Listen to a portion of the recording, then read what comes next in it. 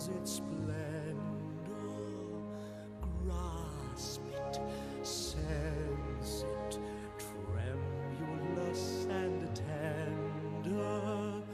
Turn your face away from the garish light of day.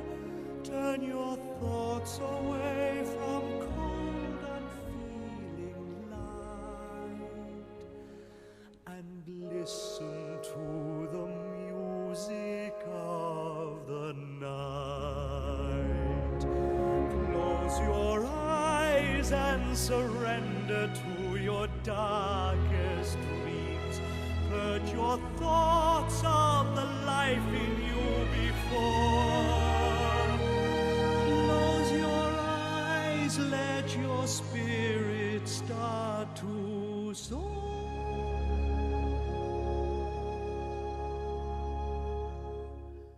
And you'll live as you've never lived before. Softly, deftly, music shall surround you. Feel it, hear it, closing in around you. Open up your mind, let your fantasies unwind in this darkness which you know you cannot fight. The darkness of the music of the night. Let your mind start a journey through a strange new world. Leave all thoughts of the world you knew before. Let your soul take you where you long to be.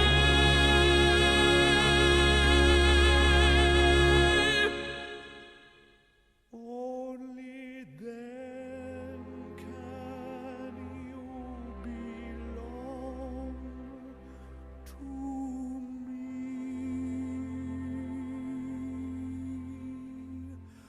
Floating, falling, sweet intoxication. Touch me, trust me, savor each sensation. Let the dream begin, let your darker side give in to the power of the music that I write. The power of the music of the night.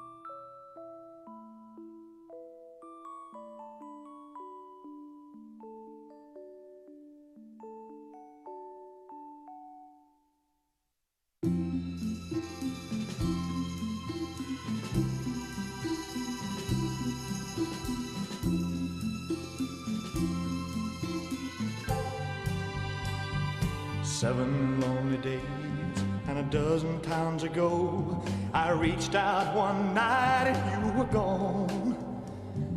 Don't know why you'd run, what you're running to or from. All I know is I want to bring you home. So I'm walking in the rain, thumbing for a ride on this lonely Kentucky back road. I've loved you much too long, my love's too strong to let you go, never knowing what went wrong.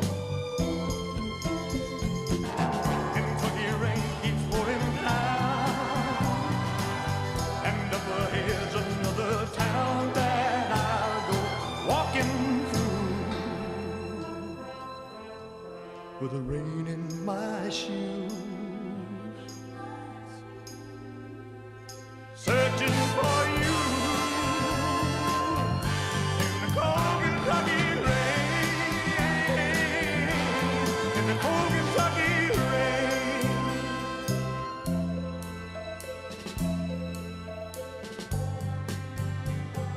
Showed your photograph to some old gray bearded men sitting on a bench outside a general store. They said, yes, she's been here, but their memory wasn't clear. Was it yesterday? No, wait, the day before. Finally got a ride with a preacher man who asked, were you bound on such a cold, dark afternoon? As we drove on through the rain, as he listened, I explained, and he left me with a prayer that I'd find in you. Kentucky rain keeps pouring down, and up ahead's another town that I'll go walking through with the rain in my shoes, searching for you in the cold Kentucky rain, in the cold Kentucky rain, in the cold Kentucky rain, in the cold Kentucky rain, cold Kentucky rain.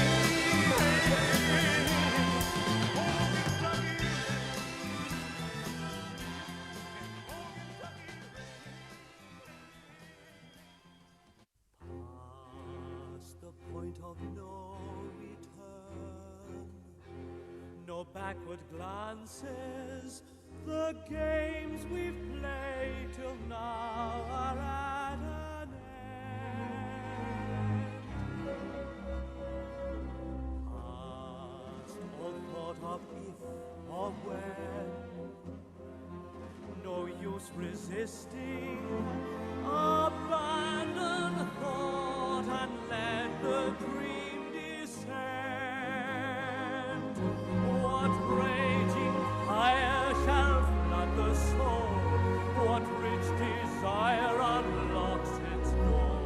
What sweet seduction lies before us? Past the point of no return, the final threshold. What warm unspoken secrets will we learn beyond the point of no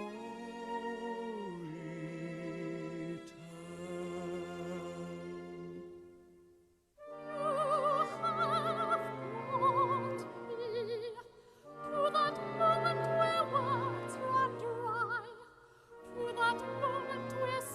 Disappears to silence.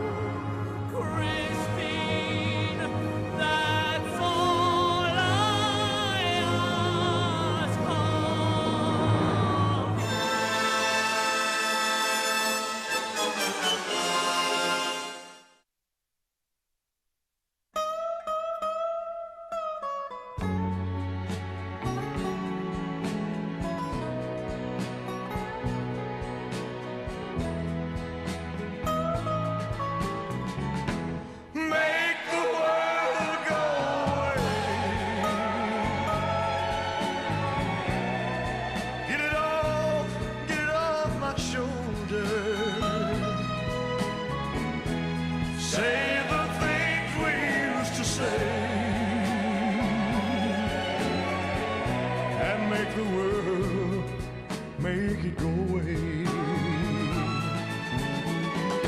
Do you remember when you loved me?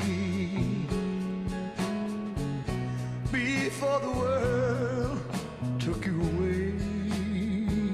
Yes, Lord. Well, if you do, then forgive me and make the world, make it go away. Yeah, make the world go away. Yeah, get it off, get it off, get it off my shoulder. Say the things we used to say and make the world go away. Now I'm sorry if I hurt you. Let me make it up to you day by day. And if you will, please forgive me and make the world, make it go away. Oh, make the world go away. Yeah, get it off my shoulder. Save the things we used to say and make the world, make it go away.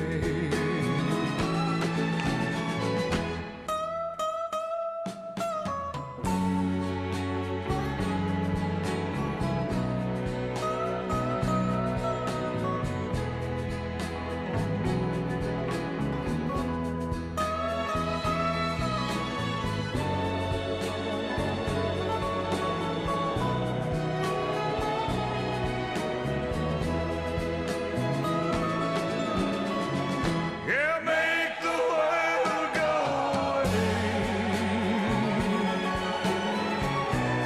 Get it off my shoulder. Say the things you used to say and make the world go away.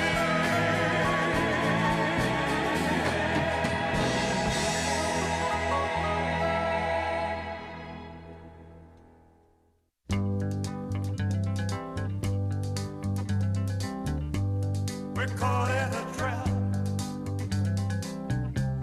I can't walk out because I love you too much, baby.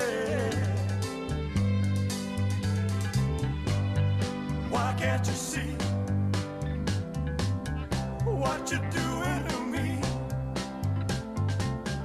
when you don't believe a word I say?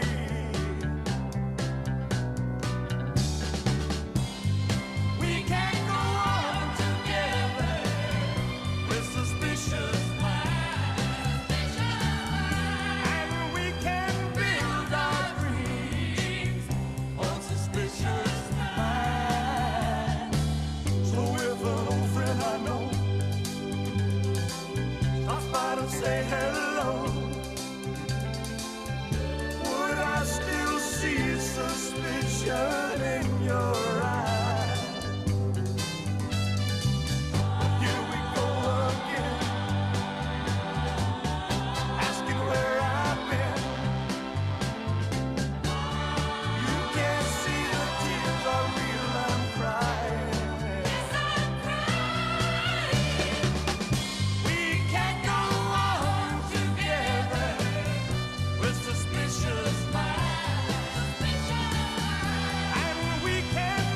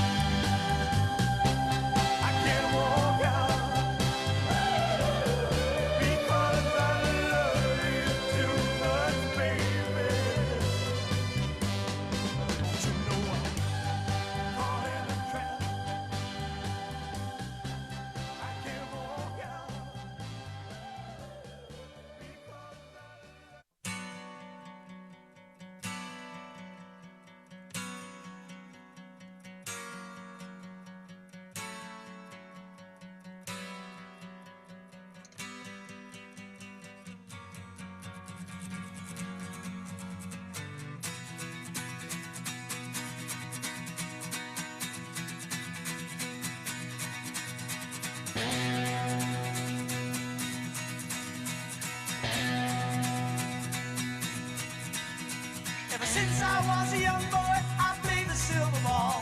From Soho down to Brighton, I must have played them all. But I ain't seen nothing like him in any amusement hall. That deaf, dumb, and blind kid sure plays a mean pinball.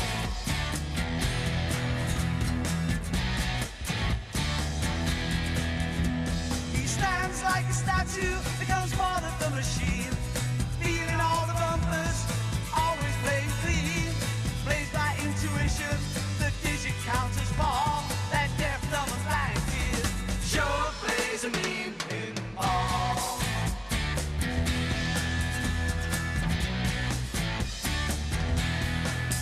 He's a pinball wizard, there has to be a twist.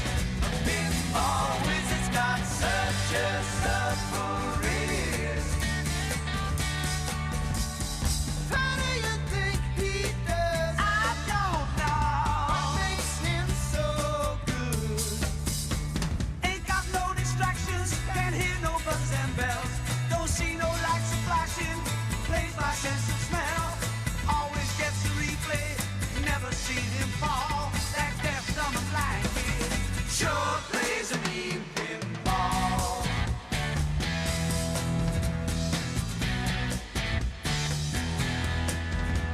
I thought I was the mighty table king, but I just handed my pinball crown to him.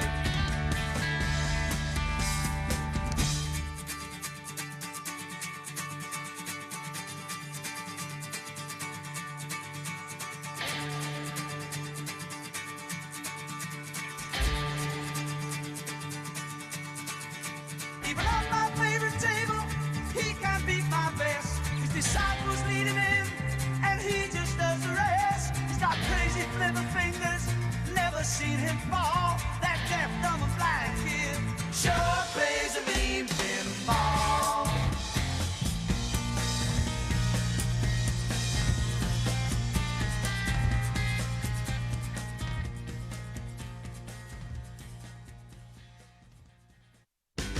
You shake my nerves and you rattle my brain.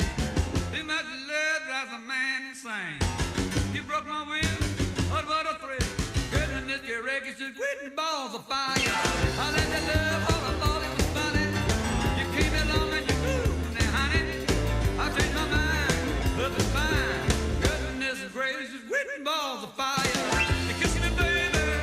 Ooh, it feels good. Hold me, baby. Girl, just let me love you like a lover should. You're fine, so kind. I'm gonna tell this world that you're mine, mine, mine, mine. I took my nails and I twiddle my thumb. I'm real nervous, but it sure is fun. Come on, baby, you drive me crazy. The goodness gracious, quit balls of fire.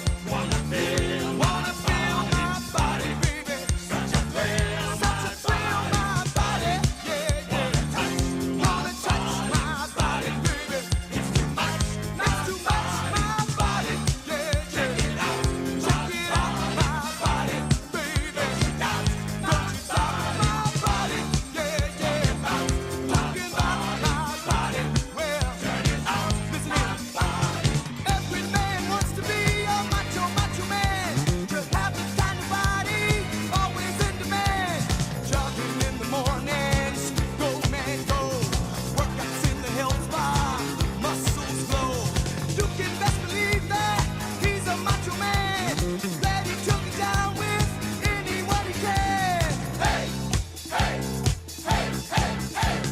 Macho, macho, macho man, yeah. I've got to be a macho. I've got to be a macho, macho man, yeah. I've got to be a macho. Ow! Macho, macho man, yeah. I've got to be a macho man. Macho, macho man. Hey, hey. I've got to be a macho.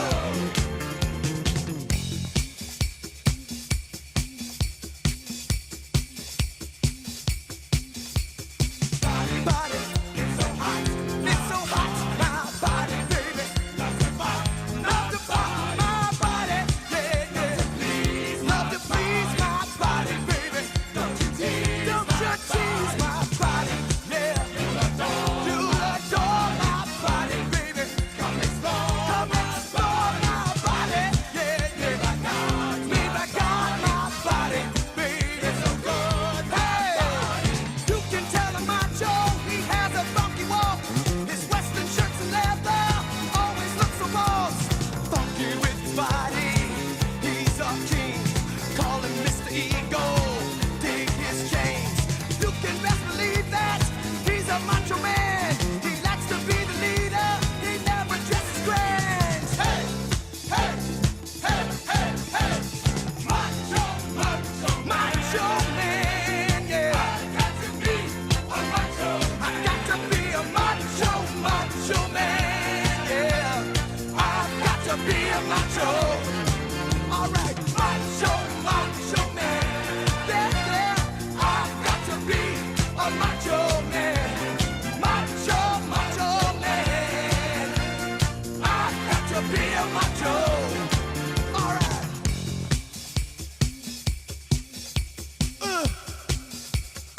Macho, baby. Body, body, body. All right. Body wanna feel my body. Wanna feel my body, baby. Body. All right. Body come and thrill my body. Come and thrill my body. Hey, yeah. Body. All right. Body love to pop my body. Love to pop my body. Hey, yeah. Body. Body is so hot, my body. So hot.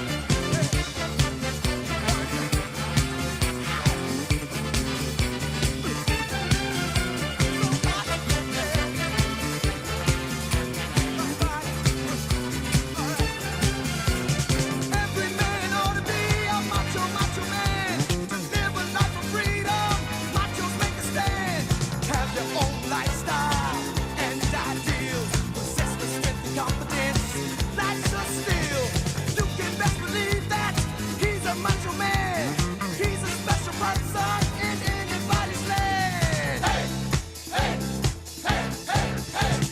Macho, macho, macho man, yeah. I've got to be a macho. I've got to be a macho, macho, macho, yeah. I've got to be a macho.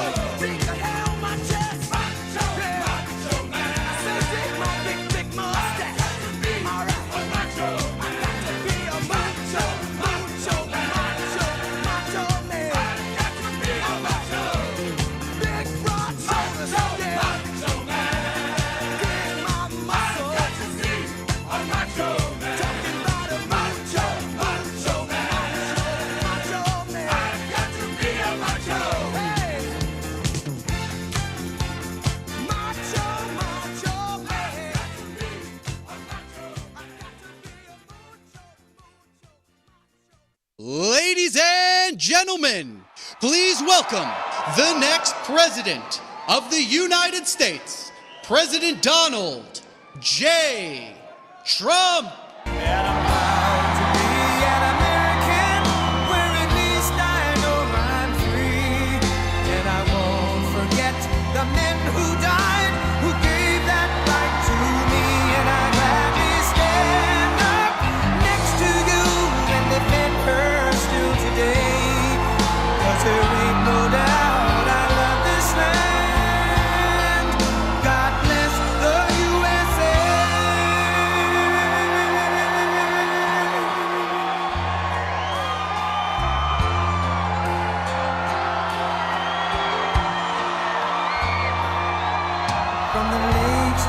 Minnesota to the hills of Tennessee, across the plains of Texas, from sea to shining sea, from Detroit down to Houston, and New York to LA, where there's pride in every American heart, and it's time we stand and say that I'm proud to be an American, where at least I know I'm free, and I won't forget the men who died, who gave that right to me, and I gladly stand up next to you and defend her still today, 'cause there ain't no doubt I love this land. God bless the USA.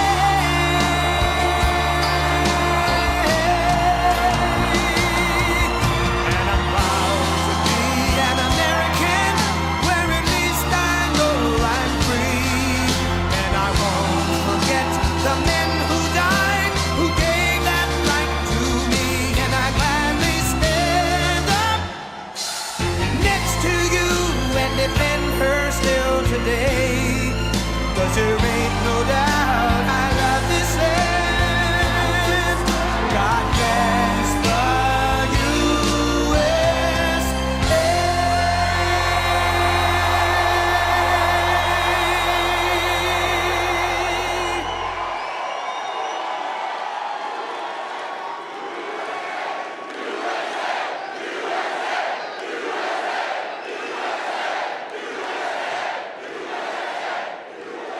Well, thank you very much. South Carolina, we've had a great relationship with South Carolina. Thank you very much. And I'm thrilled to be back in this beautiful state. We love this state. With thousands of hardworking, God-fearing American patriots. And thanks to proud citizens like you last month, we won Iowa by the largest margin in GOP history. We then went to a beautiful place, New Hampshire, with more votes. We won it with more votes than any candidate has ever gotten in the history of the New Hampshire primary. That's good. As you probably heard 2 days ago, we won everything in the Virgin Islands, a nice place, beautiful place. Would you like to go sometime? We'll all go together. Now we won everything in the Virgin Islands, and then we had a great night, day, month, year, decade in Nevada. We love Nevada. 99% in the Nevada caucuses. We even won the primary that we didn't participate in. We won the primary by 48 points, and we didn't participate in it. It was very nice. I think I was known as not this name. No, we won the primary by a lot. We didn't have much competition, to be honest with you. But we got more votes than anybody in Nevada in the caucuses. We got more votes than anybody in the history of that. So far, we're breaking every record. And I have a feeling we're going to do that again, right, Henry, in South Carolina. We're going to do it again. I think so. We don't have much competition, I will tell you. Turned out we have a lot less competition than we thought. 14 days from now, each and every one of you is going to get out and vote and deliver a gigantic win right here in South Carolina. And this November, we're going to win the White House, and we're going to take back our country. We're going to take it back. Terrible. Terrible what's been happening. Early voting for South Carolina begins. The primary begins. You got to get out. We want to send a signal for November. We just want to send it. We want to win this thing so big. We want to send a signal because we have to take back. They are destroying our country. This man is destroying our country. So on Monday, go vote. Early voting, go vote. Let's not forget that this week we also had another massive victory that every conservative should celebrate. We crushed crooked Joe Biden's disastrous open borders bill. Crushed it.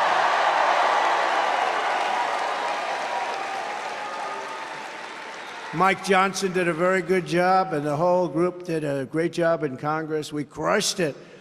We saved America from yet another horrific Biden betrayal, disaster. I don't think he knows what the hell he's doing anyway, so.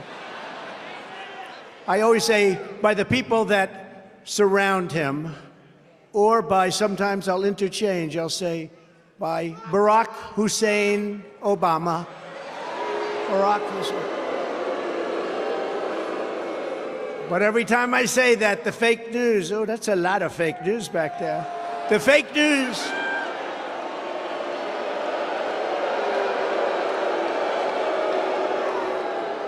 Every time I say it, anytime I want to have a little fun, Governor, we have fun sometimes, even though the country's going to hell, we have to have a little bit of fun. But every time I interchange Barack Hussein Obama, remember Rush Limbaugh? He'd go, Barack Hussein Obama. I wonder what he was getting at. But every time I do interchanging, we do a little interchanging, they say, he doesn't know who the president is. He thinks it's Barack Obama. I say, no, but I think Barack Obama has a lot to do with running the country right now, and we can't let that happen. He has a lot to do with it. The other day got caught. I do the imitation where Biden can't find his way off the stage, right? He can't find the stairs. Well, right there I got one, I have two, I got three, and I could jump off the back or off the front if we had to, right? And so I do the imitation. It's just fun. I say, this guy can't put two sentences together. He can't even find his way off the stage. And then I go, watch. I'll imitate him, and I go like this. Huh. You ever notice he always goes, huh? He starts off good because he's pointing at the stairs, and then after that he's like, and then he turns around, huh?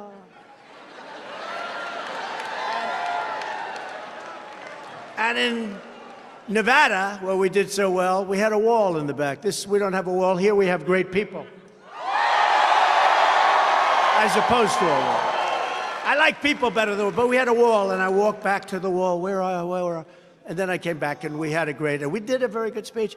They said he was unable to find his way off the stage. You know why? Because they're among the most dishonest people you'll ever see.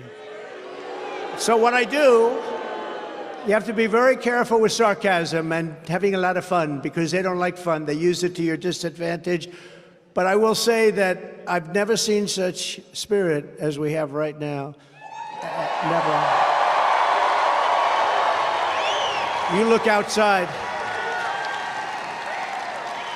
I mean, this is a big place and all, but I think you have 4 or 5 times the number of people outside. You can't get them in. Would anybody like to give up their place? No? No, Vernon? The answer is no. I just made a very short, we have big screens outside. I made a little short speech, but we're going to have to come back and maybe use the airport, do something. But we got to get everybody. We got to get everybody out. But among other travesties, Biden's horrendous border plan would have allowed millions and millions. This is the worst border plan I've ever seen. You don't need a bill or a plan. All you have to do as president say, shut the border, like I did. I said, shut the border. You don't need bills and plans. Would have allowed millions of illegal aliens a year flooding unchecked across our borders. Virtually unlimited number of illegals from countries such as Somalia, the Congo, Libya, Yemen, and Iran. A lot of people coming in from Iran, a lot of people coming from China, a lot of people coming from Russia.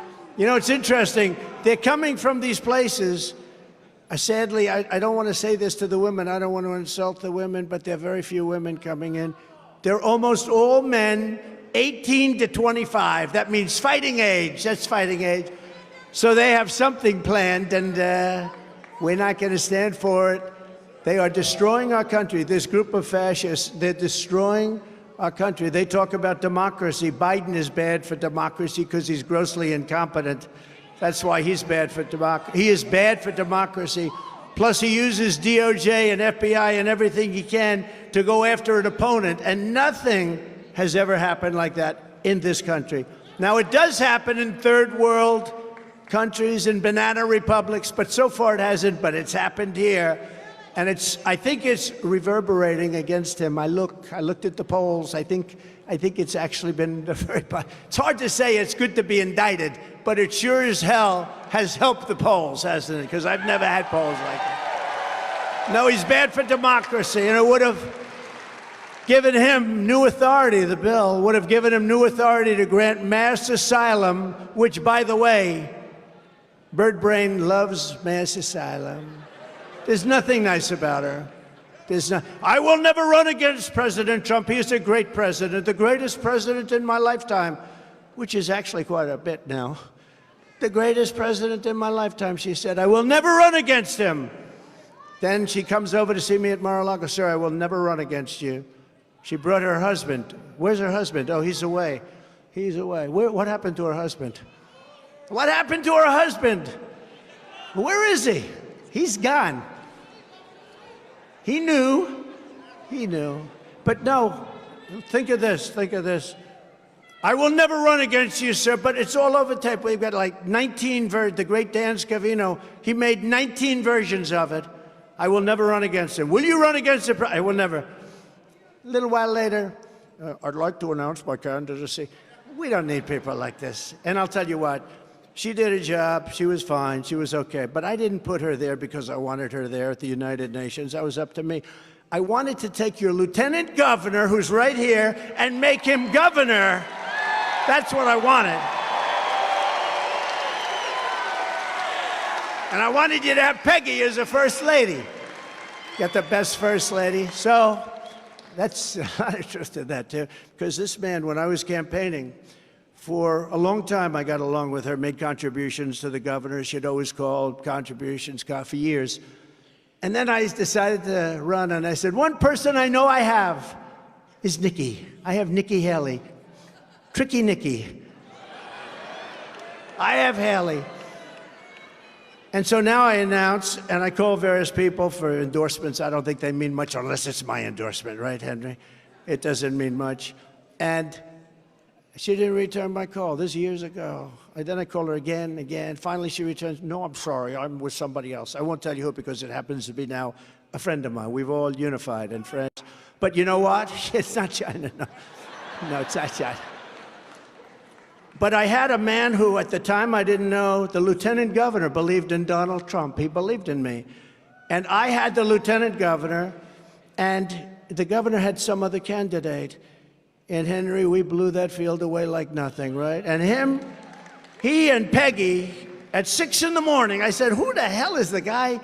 I said, that guy is campaigning like hell, your lieutenant governor. And I wanted him because I felt he deserved it. We won. And I'll never forget my speech. I said, I would much rather have the lieutenant governor than the governor. This is after we won. And everyone understood exactly what I meant. But he became the governor, and you're one of the most popular governors and maybe the best governor in the whole country.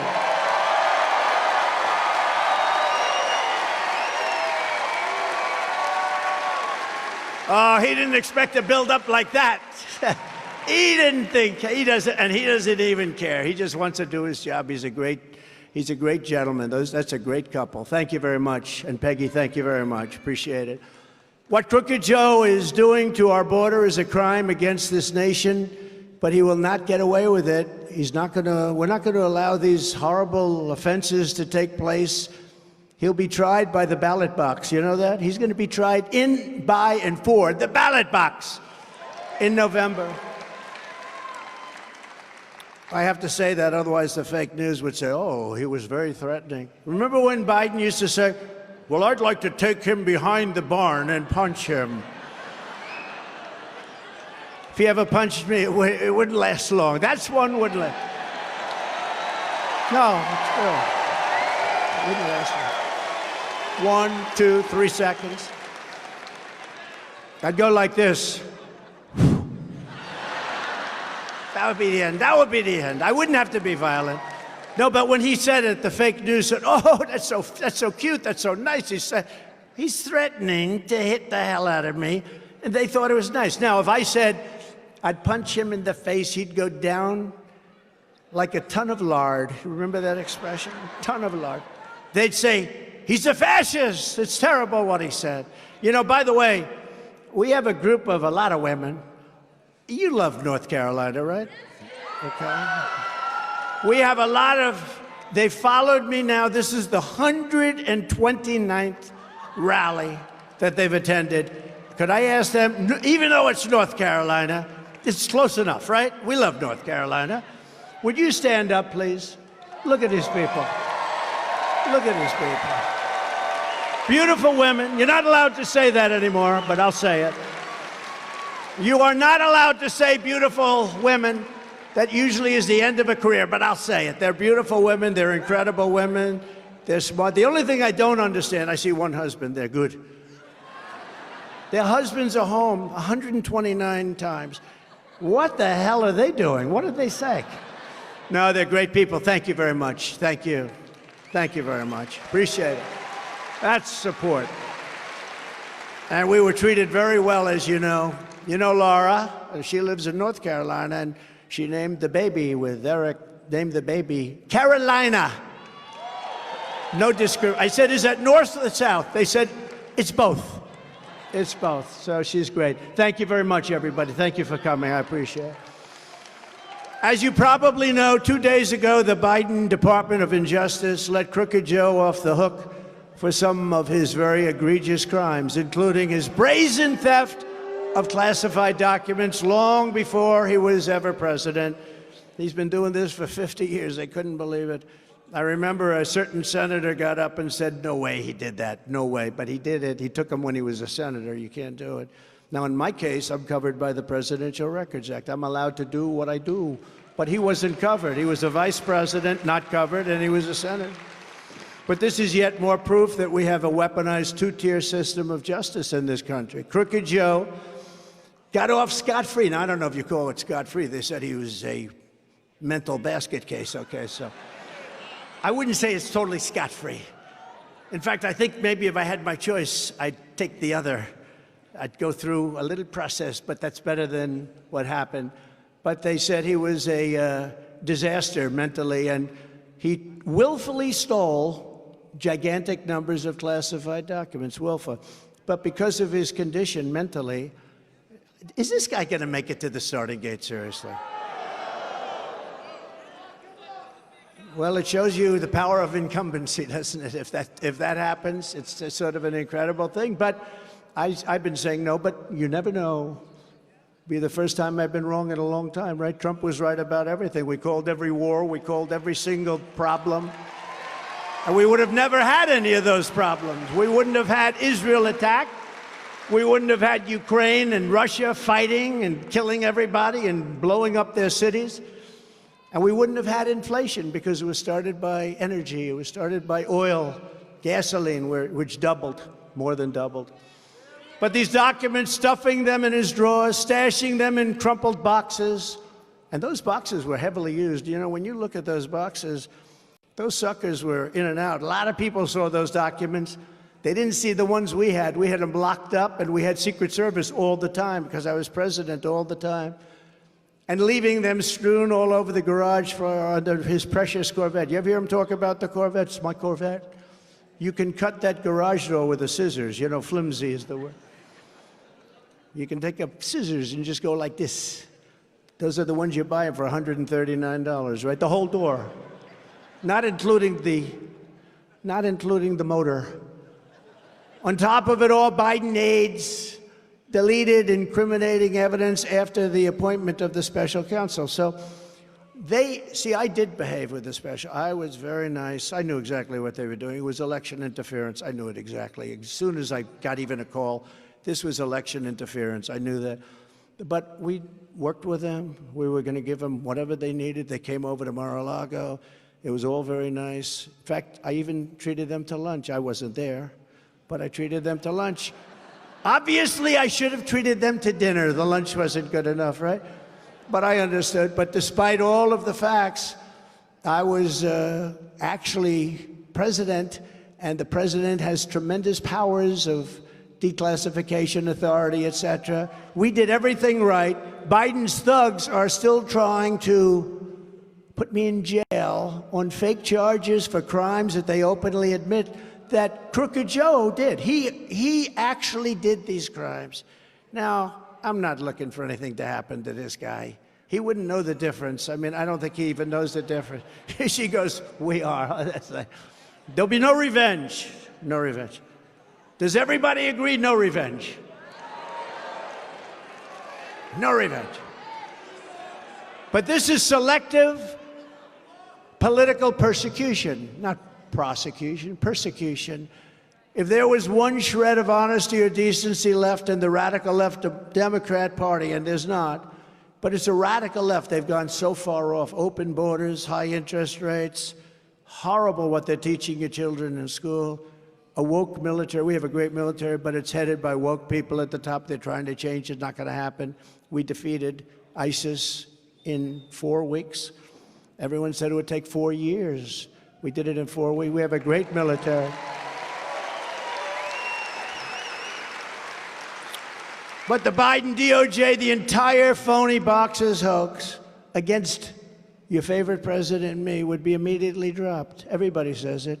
We had 3 or 4 legal scholars today say, well, that's the end of that case against Trump, because you can't have one guy get out and then another guy who did nothing wrong. He did tremendous wrong. And I'm not even asking, because if you look back, all presidents have taken a lot of stuff. I mean, that would mean every president, including Obama, Clinton, Bush, every one of them would right now be in the who's gal. That wouldn't look too good in history, would it? But we did everything right. He did everything wrong. And what they should do is that case should be dropped immediately by deranged Jack Smith. Did you ever hear of deranged Jack Smith? He's a prosecutor. He's prosecuted a lot of people, and he loses in the end because he goes too far. He's one of those guys. He goes so crazy. He goes so, that's why we call him deranged. When I return to the White House, I will have no higher priority than cleaning up this rot and this corruption and restoring fair, equal, and impartial justice under the constitutional rule of law.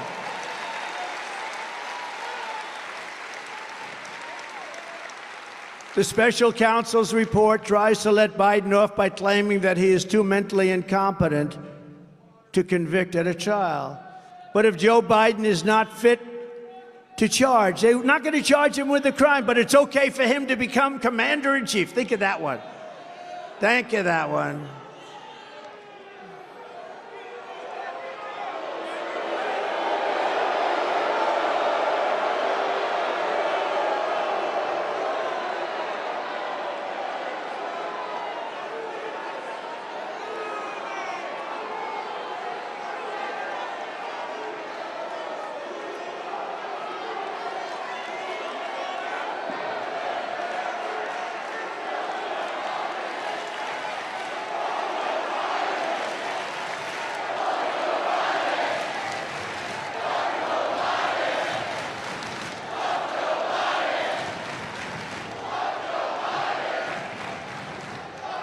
All right, thank you very much. Just a little interlude.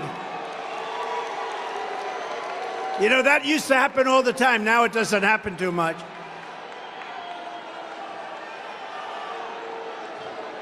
You know, I used to say to people, you go get them, you go get them. And then I got sued, so I said, what the hell? So now I say, please treat them kindly. This way I don't get sued. Please treat them kindly. They're lovely people. Go home to mom.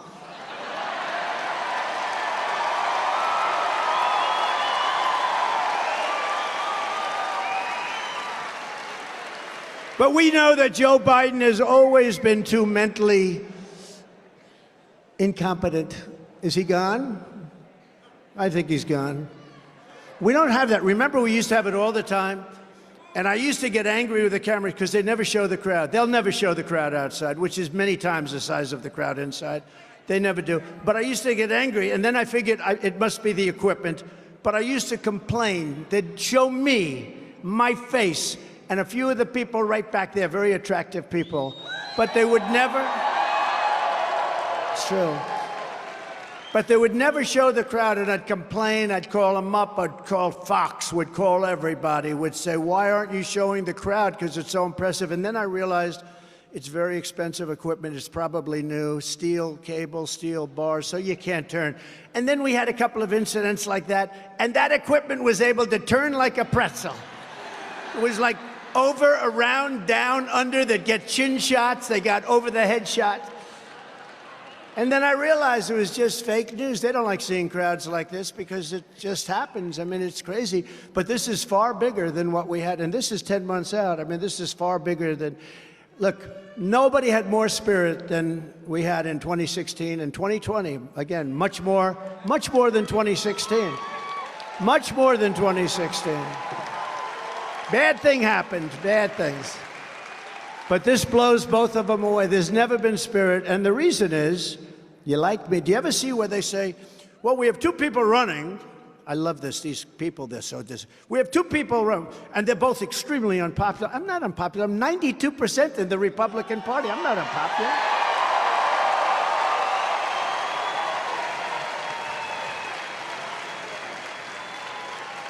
I mean, brain dead. She's got, you know what she's got? Like 12%.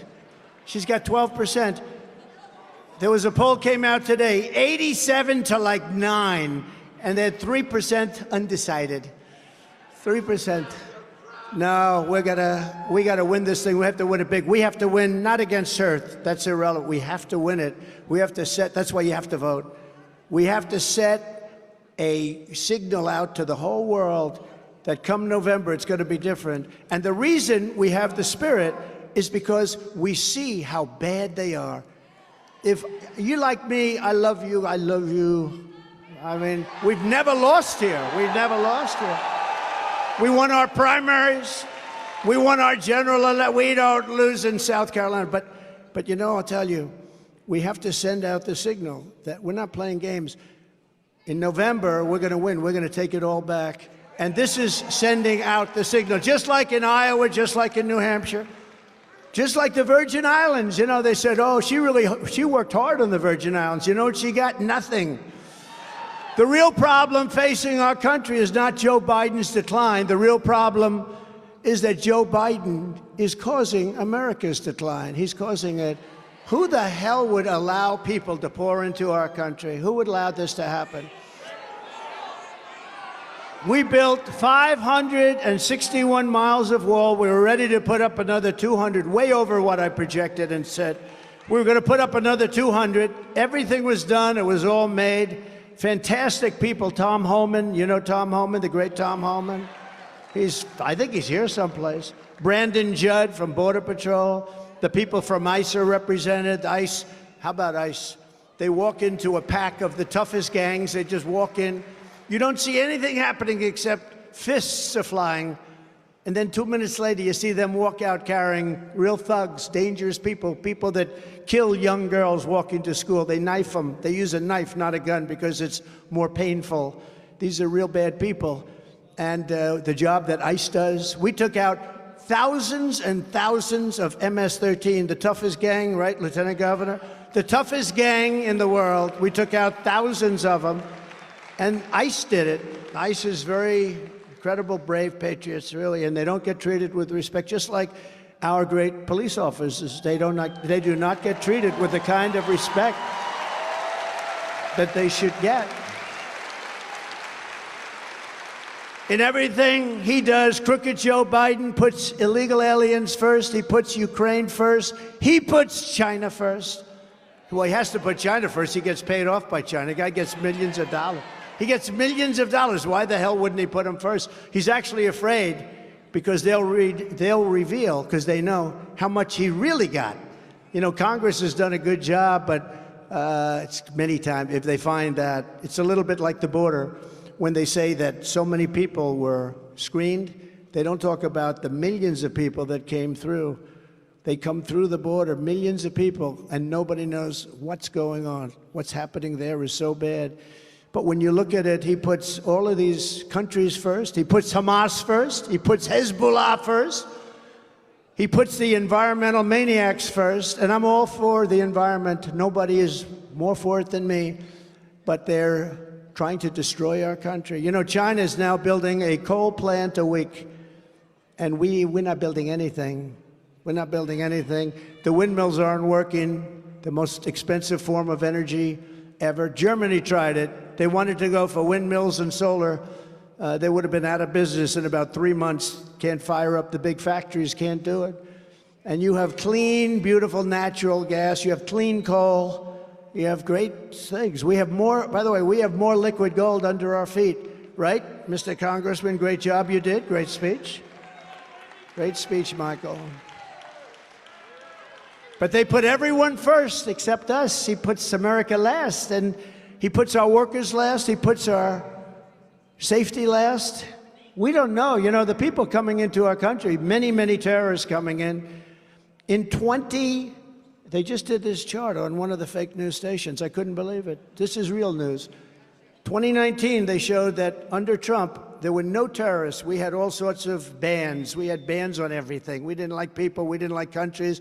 We didn't like what was happening in the country. We didn't let them in. But we had big bans, and we got approval through the Supreme Court of the United States. It was very controversial. But we never had a terrorist attack during the 4 years that I was president, and we won't again. We won't again.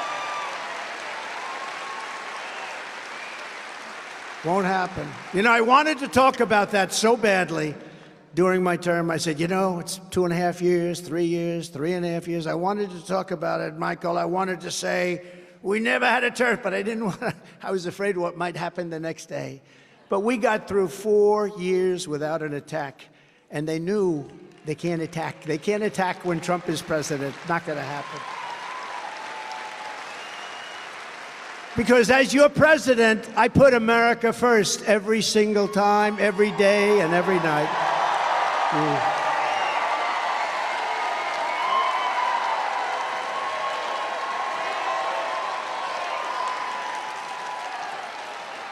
But before we can defeat crooked Joe Biden this November, we first turn, and we have to, the page forever on America Last. He actually says, we've got to stop MAGA. Do you ever see him? Like, how about the scene where he had like the devil's colors behind him, right? And he's up there. Now, fortunately, he was stuttering badly, and he just, and this is not from any problem other than the brain's not working too well. We got to put America, make America great again. Oh, is that what it means? Because he doesn't know. If you asked him, what does MAGA stand for, he would not be able to tell you. And I've called for cognitive tests. I actually think anybody running for president should have tests. I think, and I pass them every time. Dr. Ronnie Jackson gave me the first one. Anybody running for president. I don't think Nikki would pass the test, I really don't. But anybody running for president, regardless of age, I think they should pass the test. Vice president, certain positions, they say it's not constitutional. I'd be willing to waive it. Let's waive that.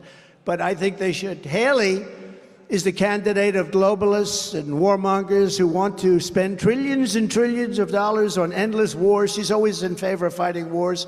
You know, during my term, we defeated ISIS. We knocked out the worst terrorists in the world. You know that. We took out the worst terrorists, the two of them. You know who they are. Took them out. Don't have to mention the names. Everyone knows who they are. Soleimani, you know that, right? Al-Baghdadi, you know, the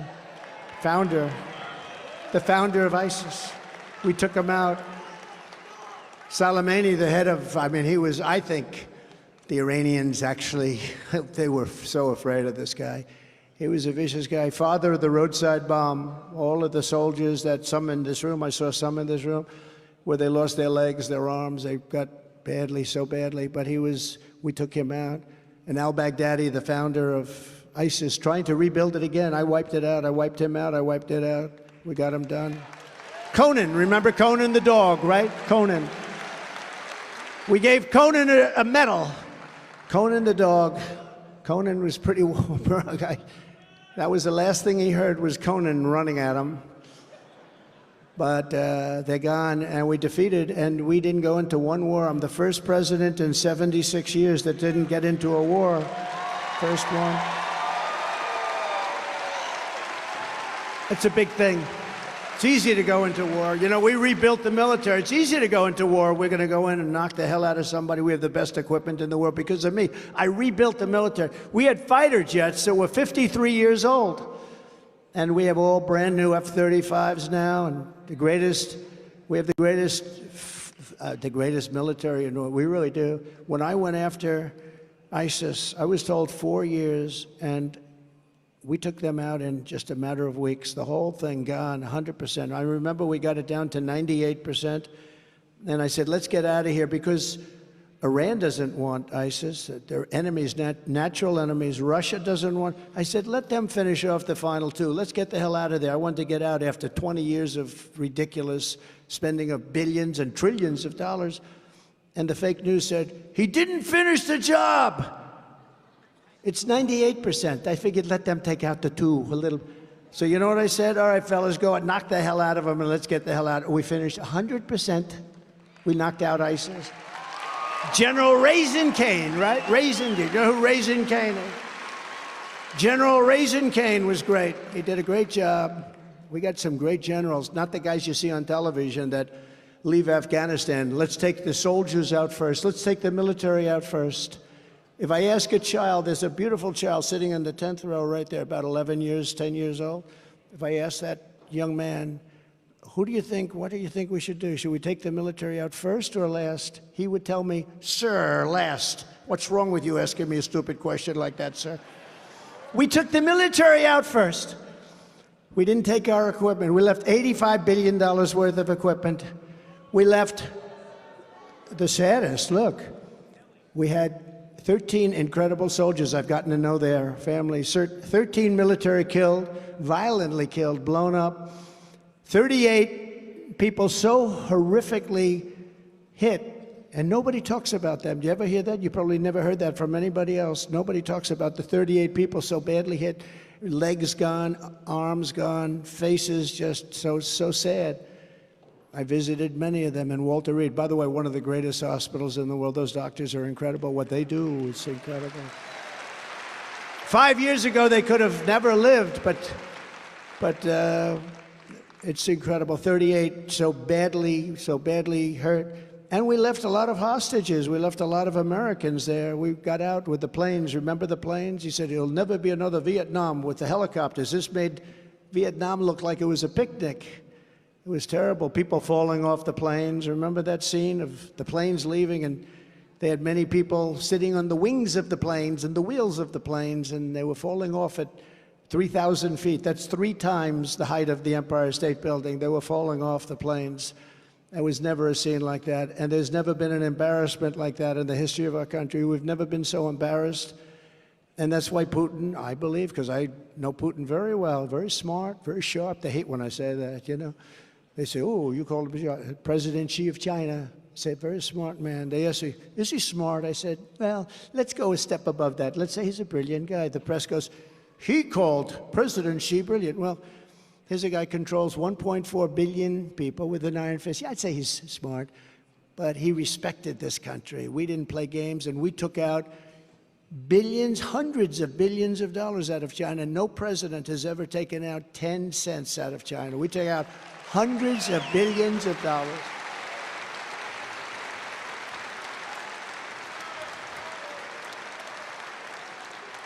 So Nikki may have started her career in South Carolina, but she's now 100% the candidate of Wall Street and the war machine. She wants to go to war with everybody. She wants to kill people.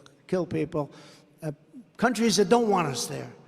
Countries that don't want us there. We're all over the place. We took a lot of it out. They don't want us there. It costs us billions and billions and trillions of dollars. And I just put a truth out. Is everybody, I hope, on truth? It's the greatest. David, you're on truth?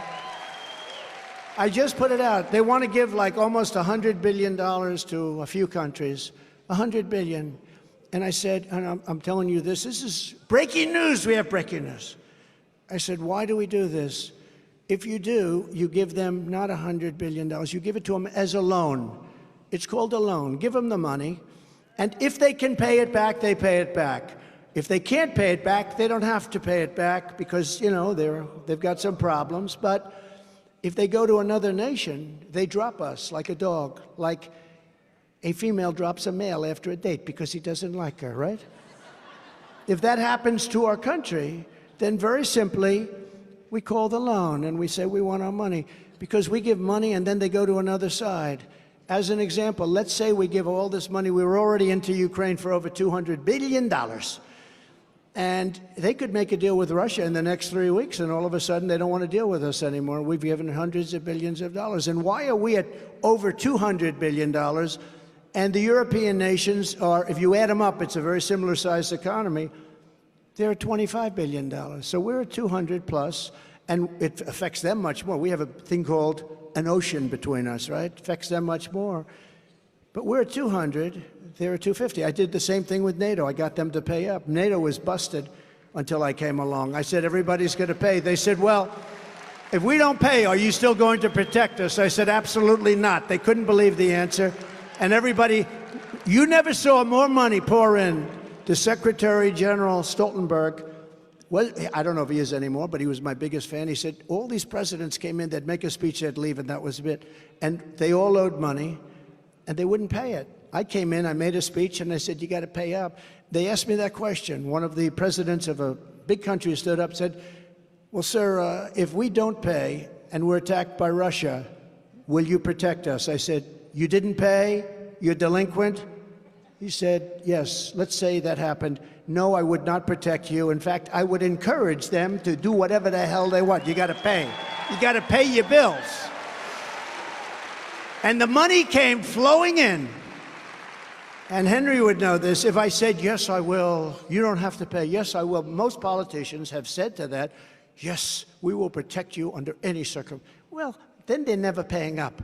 I said, no, you have to understand, you don't pay your bills, you get no protection. It's very simple. Hundreds of billions of dollars came into NATO, and that's why they have money today, because of what I did.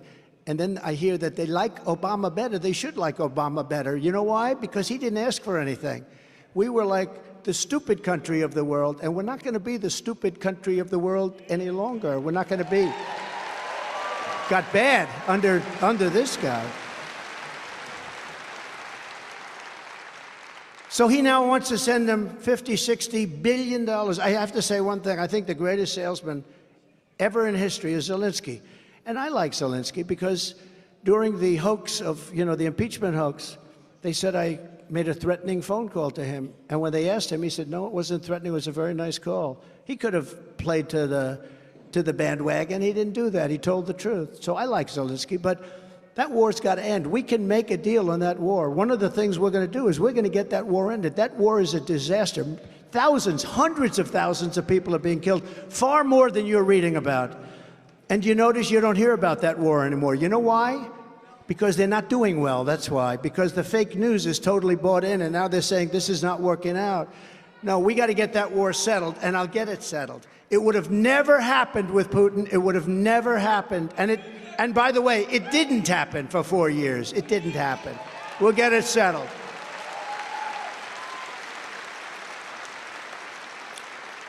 But we're fighting for the people of our country. We're going to stop that war. We're going to stop other wars that are happening.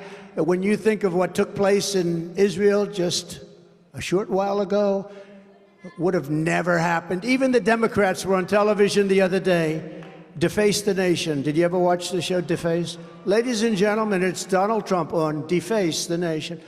No, I think it was Deface the Nation. They're all sort of the same, all very radical and crazy. But they were saying that, now, one thing I will admit, if Trump were president, you wouldn't have had Israel attacked, you wouldn't have had Ukraine attacked, and you wouldn't have had inflation. Other than that, but we're going to drain the swamp. We started off, we fired Comey, that fraud. We got rid of that guy and got rid of a lot of others. And then we had COVID came in, and we had the greatest economy in history. Even for 4 years, the greatest economy, but just prior to COVID, we had to fix that. Nobody knew what it was. I get great credit for economy. I get great credit for the military, get great credit for foreign policy. Viktor Orban, did you ever hear of him? Prime Minister of Hungary, great guy. He was interviewed recently, and they said, what's going on? The whole world is blowing up. He said, I have a simple solution. Let the United States of America elect quickly Donald Trump. It will all end very fast. You're not going to have any more problems. He said, you're not going to have any problems. He's one of the toughest guys, a smart guy, great guy, loves his country. But he said, and I don't use this term, but he used this term, China was afraid of Donald Trump. Russia was afraid. Remember when I stopped their pipeline, Nord Stream 2, I stopped it. I said, it's over. We're not going to do it. You're not going to have a pipeline going all through Europe. And I stopped it. And it was done. And Biden came in, he approved it, like so crazy. We were going to be selling, because we were going to drill, baby, drill, and we were going to be selling oil and natural gas and everything else to Europe and all over the world. But these foolish people, these stupid, stupid people, what they've allowed to happen to our country. And the reason that we're all doing so well, and you're respected too. By the way, Make America, MAGA is very respected now. You see Jamie Dimon, the head of one of the great banks, one of the big banks, the other day he said, well, no, we have to respect MAGA.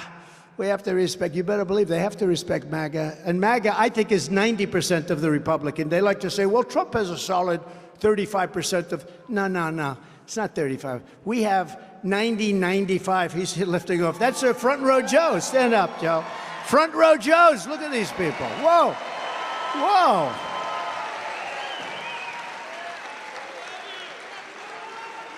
They might even have your record, North Carolina, okay? All these North Carolina women. But they come to a lot of events, and they're rich people, I think, right? You have plenty of cash. They got a lot of cash. They got to have a lot of cash. They follow me all over the place. Thank you. Thank you. No, they're great people, actually. But as president, I ended the NAFTA disaster, the worst trade deal ever made, and replaced it with a brand new USMCA. That's Mexico and Canada, who are ripping us off. I know they're our neighbors, but they were ripping us off. The best trade deal, they say, ever made in our country. I know it's good because they want to renegotiate the deal. And for years, we suffered with NAFTA. And everyone said, you'll never be able, you know how to get it knocked out in Congress, that one. That couldn't be executive order. And amazing, but it was a giant win for South Carolina and farmers, manufacturers. It was a tremendous win for Iowa. It was a tremendous win for Wisconsin, but it was a great win for you. I took on communist China like no administration in history, bringing in hundreds and hundreds of billions of dollars, hundreds of billions, and I would say my relationship got to be a little bit sour. There are a lot of people think that COVID came because of that. They said, how do we get this guy out? Now what they're trying to do is use the Justice Department, the local DAs, and the Attorney Generals, but nothing's going to work. Look, we're doing a great job. We're doing a great job. If we do a great job and we have the people on our side, nothing they can do can hurt us. We're doing something that's never been done before. We're straightening out a mess.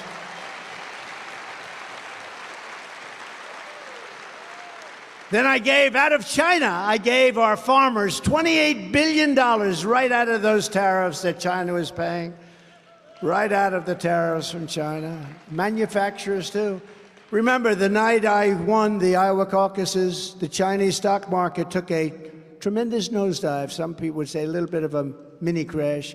I won Iowa by the record that we talked about, and the market dropped. Then the next week I won New Hampshire. The market went way down. The China market, what does that tell you? That tells you that you don't have to say anything. And I'm not looking to hurt them, but they have to treat us fairly. We're not looking to hurt China. We'll have a good relationship with China, I hope. But they respected us. They didn't want those tariffs. You know, for the first year, they pretended like the tariffs didn't bother them. I made it 25%, then I made it 35%. And they kept saying, it doesn't matter.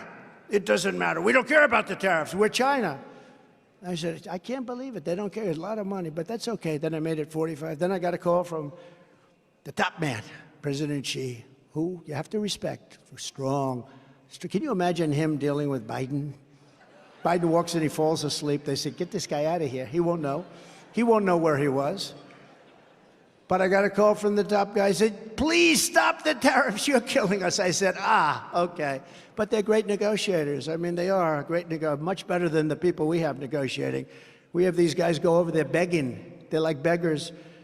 But they knew that Crooked Joe and Nikki Haley are very good for China. They're China people. They're into China. Donald J. Trump is good for the United States of America. That's what I'm good for.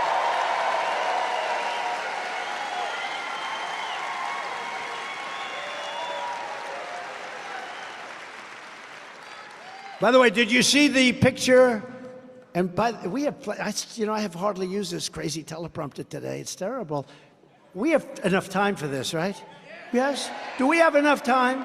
Should we give you, David, should we give you Club for Growth? Club for Growth. David, stand up, please. He's now with us 100%. He's with us 100%. Thank you. Thank you. Good to have you, man. Now, did they show you the picture of Mitt Romney? He's like kryptonite. If you touch Mitt Romney, you go down. I had a certain senator, I won't say which one. I endorsed him. He took a 44-point lead. And then Mitt Romney got involved with him. And he started saying, here's the endorsement of Mitt Romney. That's a kill. He went from 44-point lead to a 10-point deficit. But I got involved because I knew it wasn't true. And he won his state. It was a great victory. I don't want to tell you the senator. A lot of people know. Could have been more than one senator. Mitt Romney is kryptonite. Mitt Romney is a friend of Nikki Haley. And you saw the screen. I think you saw the screenshot. And that was actually when she was with Barack Hussein Obama. Oh, do we have good work? This was not, exactly, this was not on the screen. Congratulations, people in the back.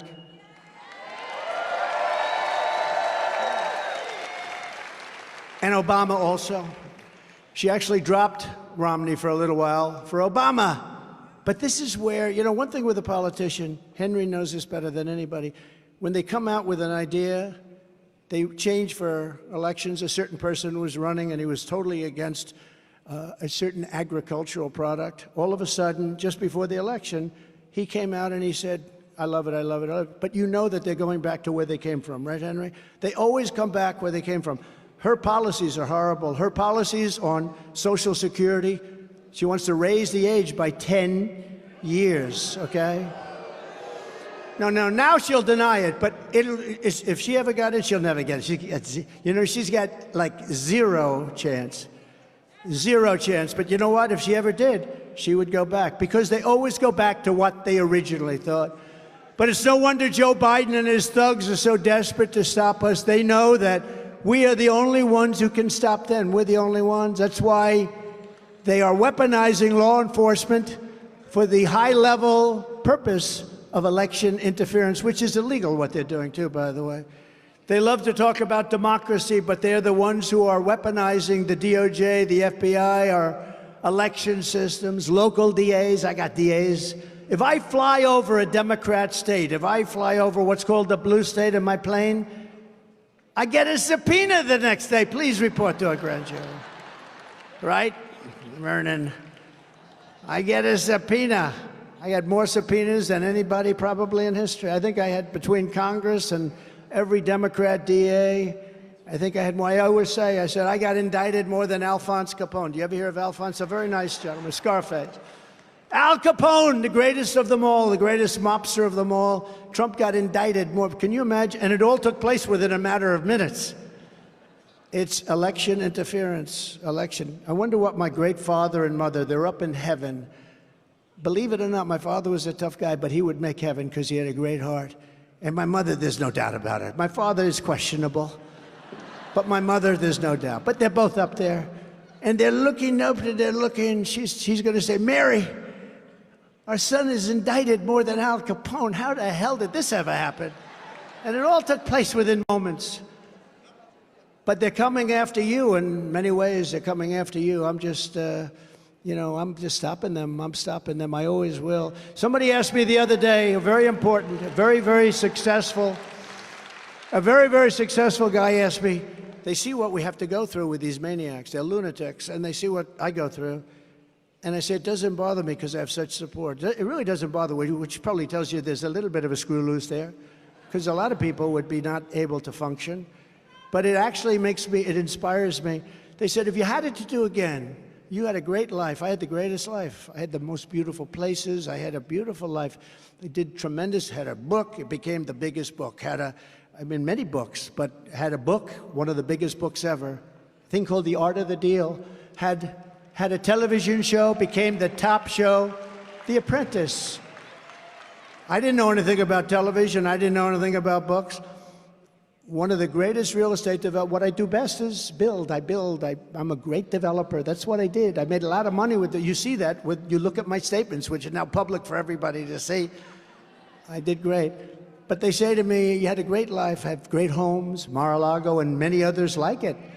Then they say, if you had it to do again, would you do it? I never hesitate. I said, absolutely, I'd do it. I would have none of this happening because what I'm doing is necessary. And if I didn't do it, our country is gone. I believe our country would be gone. I really do. I really do. So, in a sense, I'm doing it for you, but in a sense, I'm doing it for my family. I'm doing it for a lot of great people, but I don't even hesitate. They asked me two questions. First is that, would you do it again? And they're always surprised when I say, absolutely. You know, you got to go to, on Monday I have a court case, or Tuesday. It's okay. It's all right. You just say, I wish whatever state I'm supposed to be in well, and they can all see and they understand. They get the game. Look, normally when this happens, you go like that.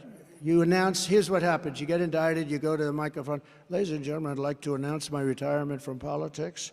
I will be going home to spend more time with my family and to fight for my name. That's what happens. 99.9%, right? Henry wouldn't know because he's not even close. Okay, Henry would not know that, but that's what happens. You see, we've seen it many times, Henry, right? Politicians, they always announce they're going to fight for their name and they're going to go back home to their family, which they should have been home there a long time ago, right? That's what they do with me. They indict me, I explain what it's about, total bullshit, all cases, right? And my poll numbers go up. My poll numbers go up. How do you figure that?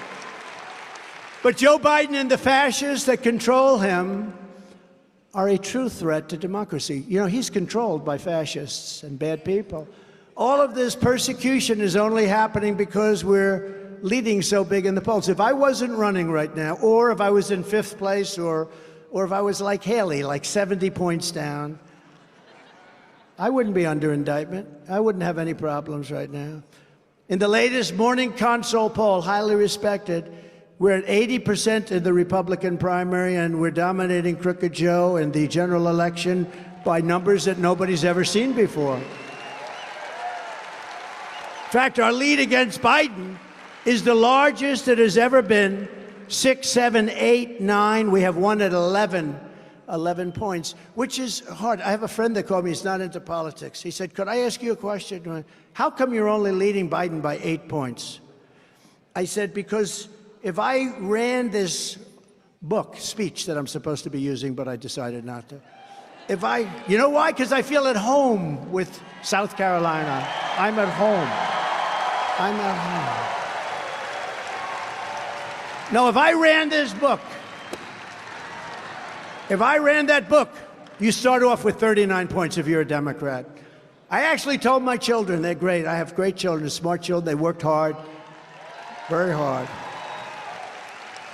I said, I don't want to get in your way, but it's a lot easier and a lot safer to be a Democrat. It's true. If I ran that book, nothing else, just the book, has no life, no nothing, you get 39 points. That's why it amazes me. In other words, a Democrat, between the unions, the civil service, and a few other groups, I won't mention them, but you get 39 points, right? So no matter who you are, this microphone would get 39 points. We start off with nothing. We start off with nothing. We don't have that. We have to run the whole East Coast like I did twice. I did better the second time. But we have to run the East Coast. Then we have to take the Midwest. Then we have to do all sorts of things. I'll never forget that incredible 2016, though, when everyone said, well, he has no chance. Remember, they gave me a 2% chance, right? Remember the poll, the number? Some genius sold his whole company to the New York Times. They paid him millions of dollars because he gave me a 2% chance. And then as you win states, you go from 2% to 4% to 10% to 14%. So I started off at 2% the evening of the evening, that fatal for the enemy, totally fatal for the enemy.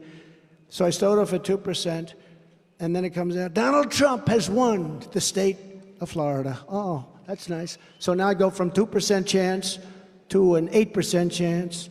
Then we win Georgia, we win North Carolina, we win South Carolina. We win, ultimately, Pennsylvania. We ran the whole East Coast. And you remember that lunatic with the glasses? She had a lot of hair, the glasses, and she was screaming. She's become a famous woman. So we go from 2% to 6% to 12% to 14%. Now they're starting to get a little bit nervous. And then they said, well, North Carolina is a firewall. Donald Trump has won the state of North Carolina. They said that, and we won North Carolina. Don't worry, South Carolina, we won that one easy. But they had North Carolina, your neighbor. North Carolina is a firewall. He won't be able to get through North Carolina. We won that one. And now they're starting to get worried. So now we're at a 30% chance. Then we won a couple of others. Then we won Wisconsin. That was a big one. And now we're at 40% chance. So we went from 2 to 40. And these people are going crazy. It was one of the most incredible evenings in history. They wouldn't call Pennsylvania, even though I was leading by so much with so many votes in that if I would have gotten no more votes, I would have won. I said, why aren't they calling it? They were probably trying to build up the ballot count because they thought, but ultimately it wasn't necessary. But then ultimately, late at night, I won the great state, or the great, look, Pennsylvania was a very special place. The Commonwealth of Pennsylvania. Never call it a state. I'm glad I corrected myself. You know, if you don't correct these people, they have a field day. Even when you do correct, they'll put it in, oh, did he say state? They don't have the correction. I never correct because I hate to admit I'm wrong. It's the Commonwealth of Pennsylvania, David. So we win the Commonwealth of Pennsylvania, great Commonwealth, where I went to school. And a lot of things happened, and that was one of the most exciting evenings anyone's ever had. We had a great time. The radical left Democrats want Nikki Haley because they know that she's easy to beat. She's very easy to beat. Haley supports a 23% national sales tax, and she wants to gut Medicare and Social Security and raise the retirement age of Social Security by 10 years. Anybody getting ready for the Social Security? Would you mind? So you're ready for next year. In 6 months, darling, in 6 months, I'm getting my Social Security. I've waited for years for this. Oh, Nikki Haley just added 10 more years. That's not going to have much of an impact, right? She just added 10 years. But she gave land away in your state. She gave land away, as you know, to China. But most importantly, I'm beating Biden in almost every poll, and she's not beating Biden. She's misrepresenting a lot of things. And on the amnesty bill, she sided with crooked Joe Biden, and I sided with the people of the United States of America, a little different. The radical left Democrats rigged the presidential election of 2020, and we're not going to allow them to rig the presidential election of 2024. We're not going to allow it. Not going to allow it. And every time the radical left Democrats, Marxists, communists, and fascists indict me, I consider it a great badge of honor. I consider it a great badge. These are very bad people. These are very crooked people. Because I'm being indicted for you. Thank you very much. I appreciate it. Never forget, our enemies want to take away my freedom because I will never let them take away your freedom. They want to silence me because I will never let them silence you. I never will let that happen. And in the end, they're not after me, they're after you. I just happen to be standing in the way, and I always will. So we're delighted to be joined today by a gentleman. I'd give him big place, so I don't have to do too much, but we're really happy to have so many incredible political people that love your state and love our country. Governor Henry McMaster is here. Henry, thank you, and our First Lady, Peggy, thank you, Peggy. Lieutenant Governor Pamela Evett is here. Thank you, Pamela. Great job. Great job. We have many members of Congress: Russell Fry, Nancy Mace, William Timmons, Joe Wilson, Mike Waltz, who you heard before, Horry County GOP Chairman Reese Boyd, done a great job. Thank you, Reese. And our 2020 Horry County Captain, Jerry McDaniel. I see Jerry back there someplace. Hi, Jerry. A man who did a fantastic job as ambassador. He really, one of the best. He really brought a lot of people together. Ambassador Ed McMullen. Thank you. A very good person, Pastor Mark Burns. Mark, stand up, thanks. Wherever you may be. A fantastic woman, a true patriot, Laura Loomer. Laura, thank you. Thank you. Thank you, Laura. A man who's on our side, he's committed to us, and he really does get it, and politically he's as savvy as anybody there is, David McIntosh. David, thank you very much. And the next congressman from North Carolina's 6th District. I have to go to this one because he's a friend of my son, Don. And my son says he's such an incredible guy. He suffered a terrible tragedy. His brother very recently died from an overdose of fentanyl, unknowing, and it's been devastating to him. But the 6th District, North Carolina, Addison McDowell, he's here someplace. Addison, thank you. Thank you, we're with you. He has my complete and total endorsement, okay? So go get him, go get him. And your brother's looking down and he's very proud of you right now, so thank you very much.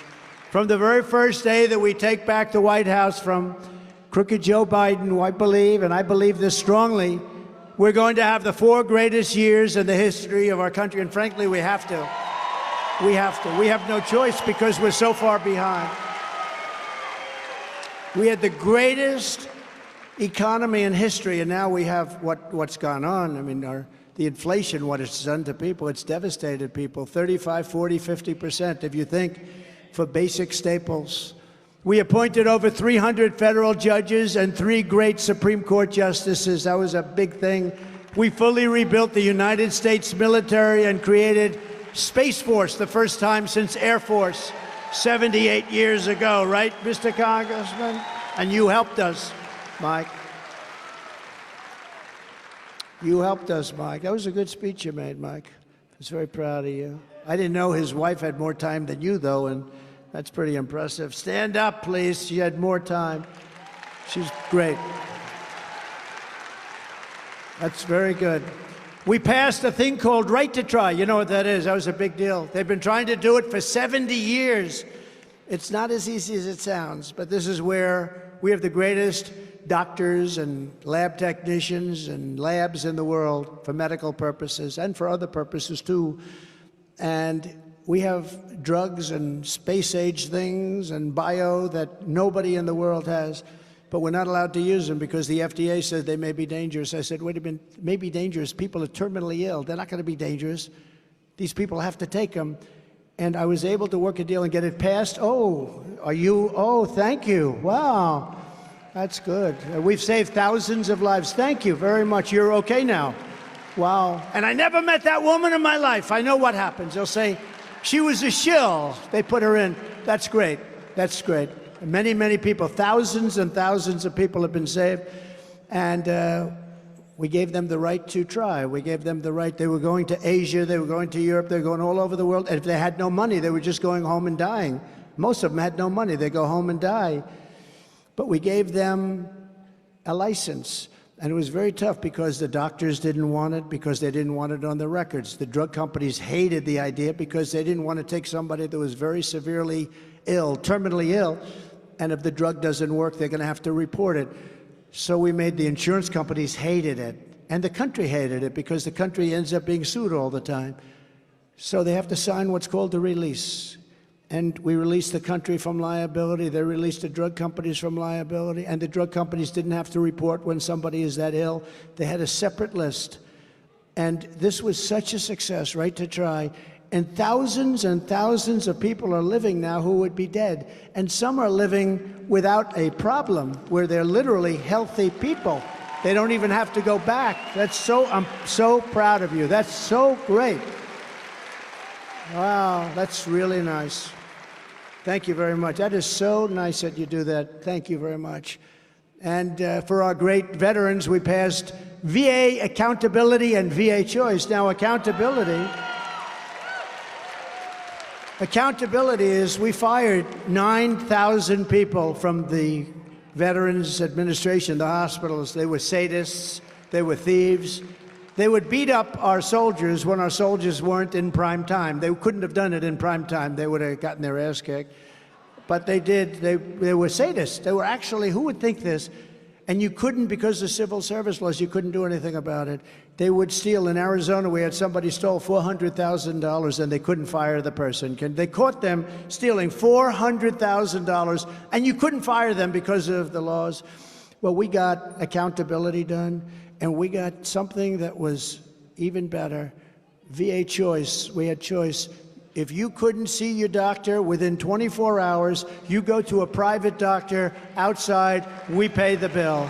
We saved thousands of lives, thousands and thousands of lives. And we had the most, thank you. That was so great. You know, it's interesting, when I did that, I came up with that idea at a meeting. I had a meeting with a lot of generals, and they were saying how bad it was in the Veterans Administration because people would have to wait 3, 4, 5 months to see a doctor. You're pointing, right? 3, 4, 5 months. Sometimes they'd never get to see a doctor. And I said, I have an idea. If you don't see a doctor within the first few days, you go out and you get a private doctor. I thought I was so brilliant. I said, this is a great idea. They've had that idea for 50 years. They couldn't get it passed, right, Mike? They couldn't get it passed. But we got it passed with the help of those people right there and plenty of others. Russell helped in a little bit later stage. Russell is so great. But we got it passed, and now they are seeing the doctor if they don't have, and sometimes, you know, the doctors are great, but they're just loaded.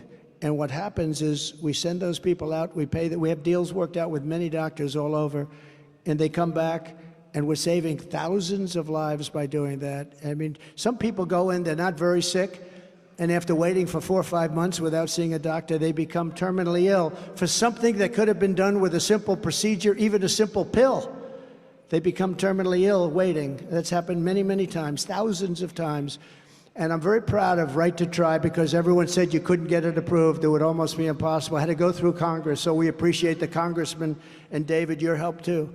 We appreciate the people in the room. A lot of these people worked very hard on that one, especially. And we had the most secure border in the history of our country. 3 years ago, we had the most secure border in the history of our country. We ended catch and release in our country. We had catch and release, but it was in Mexico. We released them in Mexico. We built tremendous hundreds of miles of the wall. We got Mexico to give us, free of charge, 28,000 soldiers right on our border. And we created the strongest border that we've ever had. We got rid of so many things. And for medical reasons, if you were sick, you couldn't come into our country. You know all about that.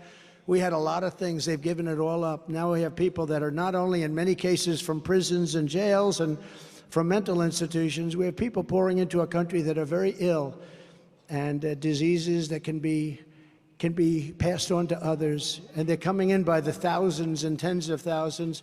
And if you want, I said to my people, should I do it? And they said, well, you could ask, would you like to hear the snake? Does anybody know?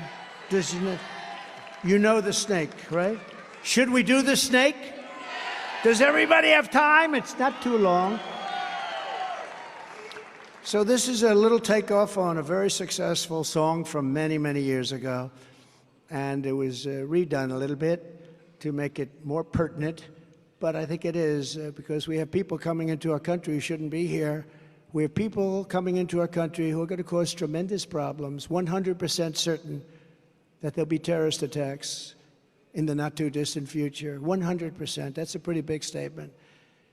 So we did this, we wrote it, and people really understand it. It's very understandable and beautiful and tragic, both at the same time. On her way to work one morning, down the path along the lake, a tender-hearted woman saw a poor, half-frozen snake. Her pretty-colored skin had been all frosted with the dew. "Poor thing," she said, "I'll take you in, and I'll take care of you. Take me in, O tender woman, take me in for heaven's sake. Take me in, O tender woman," cried the vicious snake. She wrapped him up all cozy in a comforter of silk and laid him by the fireside with some honey and some milk. She turned away from him and looked him in the eye. She said she finally had arrived, and now she could be happy taking care of this magnificent creature. "Take me in, O tender woman, take me in for heaven's sake. Take me in, O tender woman," cried the vicious snake. She clutched him to her bosom. "You're so beautiful," she cried, "but if I hadn't brought you in by now, you surely would have died." She stroked his pretty skin again and kissed him and held him tight. But instead of saying, "Thank you, ma'am," the snake gave her a vicious bite. "Take me in, O tender woman, take me in for heaven's sake.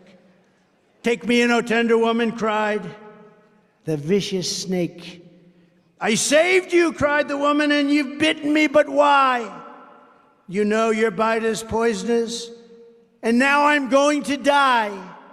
"Shut up, silly woman," said the reptile with a grin. "You knew damn well I was a snake before you took me in." That's what's happening on our border. We're allowing people to pour in. We're allowing people to pour into our country. They shouldn't be allowed to pour into our country. They're going to cause tremendous problems. And again, mental institutions, they're coming in from everywhere. And it's a very sad thing. This is not going to turn out well. And the biggest problem I have, even with the election, is 10 months is a long time. 10 months is a long time. These people have done such damage to our country. I would oftentimes say in speeches that if you took the 5 worst presidents, I then changed it to the 10 worst presidents. If you took the 10 worst presidents in the history of our country and added them together, they wouldn't have done the damage that Biden has done to our country. It's true. It's true. This border problem is a big problem. This is big. This is big stuff. On day one, I will terminate every open border policy of the Biden administration, and we will begin the largest domestic deportation operation in American history. We have no choice.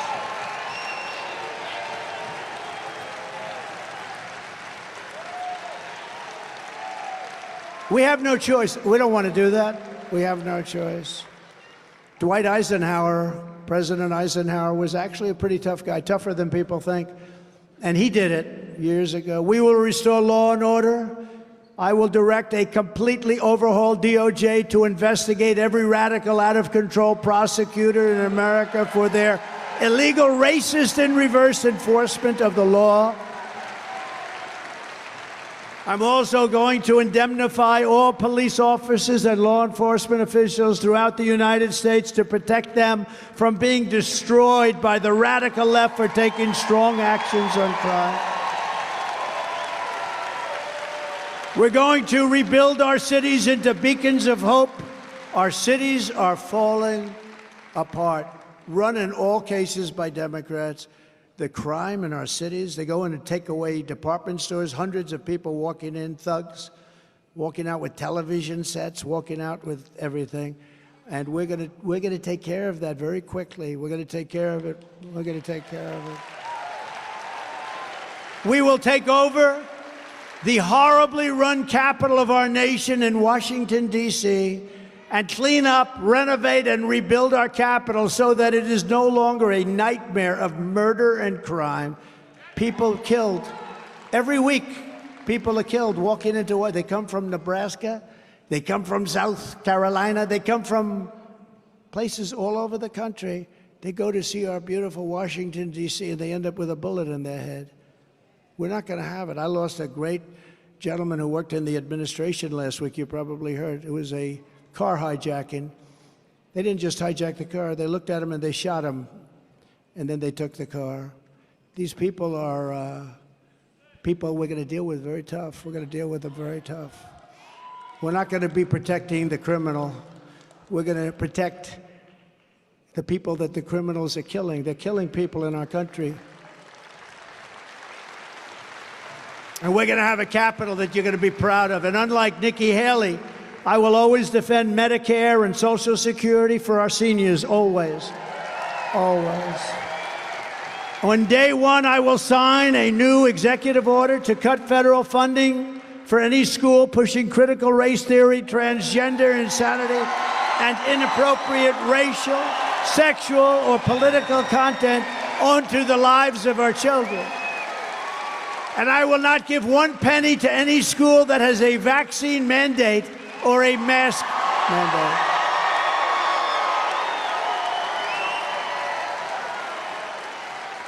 And I can't even believe I have to say it, but I do have to say it because I guess I'm a politician. I guess. I don't feel like a politician. I will keep men out of women's sports. 100%. And I will fully uphold the Second Amendment, our very under siege. We will protect innocent life and will restore free speech into our country. We don't have free speech. We don't have a fair press, and we don't have free speech. And I will secure our elections. One of the most important things. Remember, to have a great country, you have to have strong borders and free elections. We have neither. We have neither. Our goal will be one-day voting with paper ballots, voter ID. One-day voting. By the way, the paper ballots cost 9% the cost of what you're doing right now. And they're faster and they're far more secure. So if you want to save America, vote for Trump. Get out and vote. Vote Republican. The primary is Saturday, February 24th. Early in-person voting begins this Monday and ends on February 22nd. It's closed Sunday. Remember that. The 18th and Monday, the 19th for President's Day. But go out and get a little bit early. Nikki is pushing Democrats to vote. She wants Democrats because she's not getting the Republicans. They don't. And the Democrats aren't going to do that. She did the same thing in New Hampshire.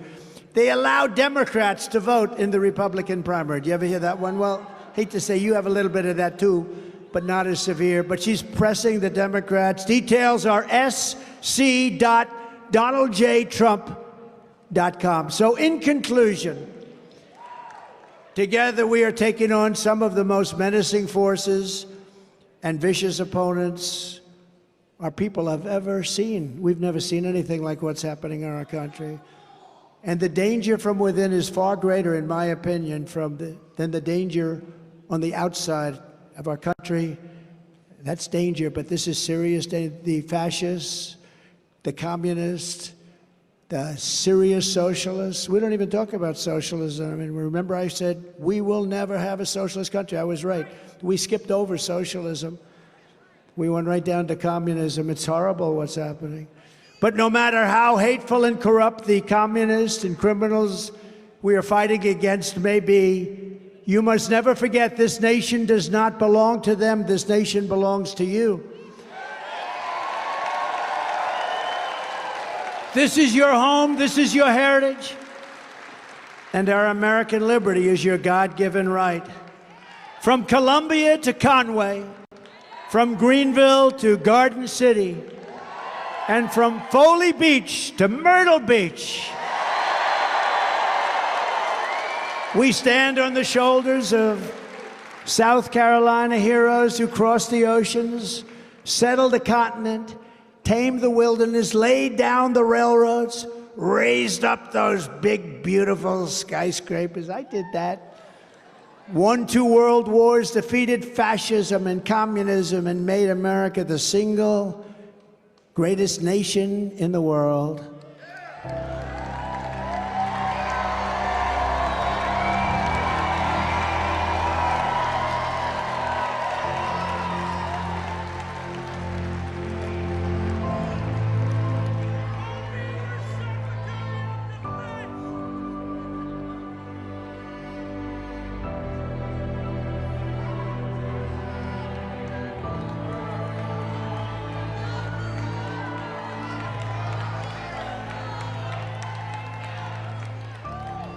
But now, we are a nation in decline. We are a failing nation.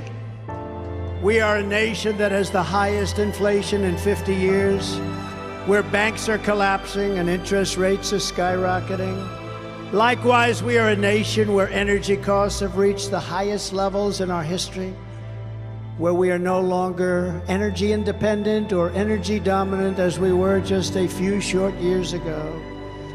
We are a nation that is begging Venezuela and others for oil. Please, please, please help us, Joe Biden says. Yet we have more liquid gold under our feet than any other country anywhere in the world. We are a nation that just recently heard that Saudi Arabia and Russia will be reducing their oil production while at the same time substantially increasing the price. And we met that threat by announcing that we will no longer be drilling for oil in large areas of Alaska or elsewhere on our land. We are a nation that is considered by the radical left's Green New Deal. Yet everyone knows that the Green New Deal is fake. It is the Green New Scam. It's the Green New Scam. And it will lead to our destruction. We are a nation whose leaders are demanding all electric cars, despite the fact that they don't go far, they cost too much, and whose batteries are produced in China with materials only available in China, when an unlimited amount of gasoline is available inexpensively in the United States, but not available in China. And now we are a nation that wants to make our revered and very powerful, magnificent army tanks, considered the best in the world, all electric, so that despite the fact that they are also not able to go far, fewer pollutants will be released into the air as we blast our way through enemy territory in an environmentally friendly way. And they also want to make our fighter jets with a green stamp of energy savings, though losing 15% efficiency, but allowing us to keep our enemy's atmosphere clean of emissions as we viciously and unceremoniously attack them at levels they've never seen before. Who are these people that would do this to us? Who are these people who would ruin our country? We are a nation that ended oil exploration and production in the United States of America just as the price of oil reached an all-time high. What other country would do such a foolish and self-destructive thing? We can be energy independent, and we can even be energy dominant. And yes, quickly says that President Trump is saying you will be energy dominant very soon. We are a nation that surrendered in Afghanistan, leaving dead soldiers, American citizens, and $85 billion worth of the finest military equipment anywhere in the world, and also abandoning Bagram, one of the biggest military bases anywhere in the world, and only 1 hour away from where China makes its nuclear weapons. And we are a nation that allowed Russia and Ukraine to fight, killing hundreds of thousands of people, and it will only get worse. It would never have happened with me as your president, And for 4 straight years, it didn't happen. Likewise, the horrifying attack on Israel would never have happened. They wouldn't even have thought of doing such a horrible thing if President Trump was in the Oval Office. Iran was broke under Trump and the Trump administration. They didn't have the money to fund Hamas and Hezbollah and all of the other instruments of terror. They had no money at all. But those sanctions were lifted by the corrupt Biden administration. And now Iran is a rich country with $200 billion and another $6 billion for hostages. Think of it, $6 billion for 5 hostages and $10 billion for electricity for Iraq. All compliments of the incompetent Biden administration. And China, with Taiwan, is watching, and they're next. We're a nation that allows radical left terrorists to violently attack our cities, leaving behind massive destruction and death, and nothing happens to the criminals that do these terrible, terrible things.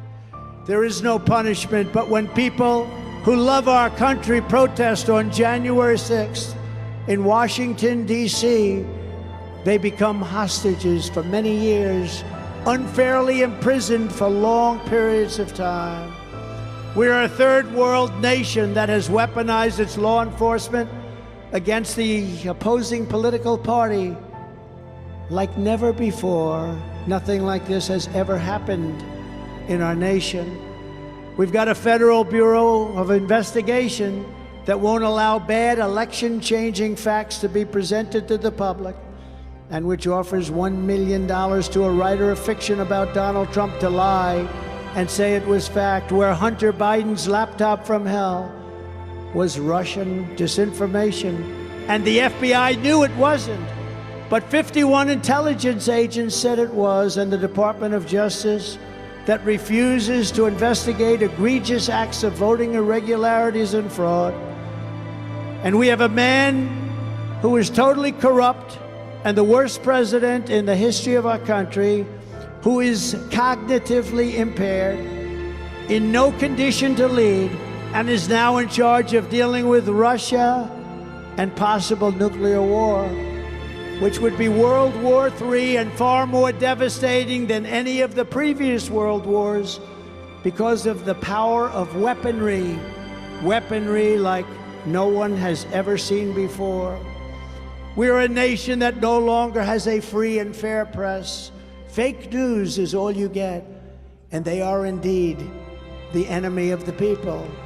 They refuse to discuss the Biden crime family, but enjoy covering false indictments of Donald J. Trump, who has done nothing wrong except win an election that they didn't think could be won. We are a nation where free speech is no longer allowed, and where crime is rampant and out of control like never, ever before. We are a nation that is allowing Iran to build a massive nuclear weapon and China to use the trillions and trillions of dollars it has taken from us to build a military to rival our own. And less than 3 years ago, we had Iran, China, Russia, and North Korea in check. They respected us. They were afraid of us. They weren't going to do a thing against us, and everyone knows it. Now Russia and China are holding summits to carve up the world. And perhaps most importantly, we are a nation that is no longer admired, respected, or listened to on the world stage. We are a nation that in many ways has become a joke. We are a nation that is hostile to liberty, freedom, faith, and even God. We are a nation whose economy is collapsing into a cesspool of ruin, whose supply chain is broken, whose stores are not stocked, whose deliveries are not coming, and whose educational system is ranked at the very bottom of every single list. We are a nation that just sold a once great company, United States Steel, to Japan We are a nation whose stock market's continued success is contingent on MAGA winning the next election. If we don't win the next election, the stock market will crash, just like it did in 1929. We are a nation where large packs of sadistic criminals and thieves are allowed to go openly into stores, beat them, kill their workers, destroy their customers, leave with armloads of goods, but with no retribution whatsoever, where the authority of our great police has been taken, where their families and pensions have been threatened, and their lives would be destroyed for the mere mentions of the words law enforcement. We are a nation where fentanyl and all other forms of illegal drugs are easier to get than groceries to feed our beautiful families. We have become a drug-infested, crime-ridden nation, which is incapable of solving even the simplest of problems. We will institute the powerful death penalty for drug dealers, where each dealer is responsible for the death during their lives of 500 people. Mothers will never again be forced to watch their children overdosing and hopelessly dying in their arms, screaming, "What can I do? What can I do? Save my baby, what can I do?" We are a nation whose once revered airports are dirty. They're a crowded mess. You sit and wait for hours and then are notified that the plane won't leave. They have no idea when they will. Where ticket prices have tripled, they don't have the pilots to fly the planes, they don't have qualified air traffic controllers, and they just don't know what the hell they are doing. We are a nation that screens at citizens viciously at all ports, but if you are an illegal alien, you're allowed to flow through our borders by the millions and millions and millions, no matter where you came from, including prisons and mental institutions. We are a nation that has lost its confidence, its willpower, and has lost its strength. We are a nation that has lost its way, but we are not going to allow this horror to continue. 3 years ago, we were a great nation, and we will soon be a great nation again.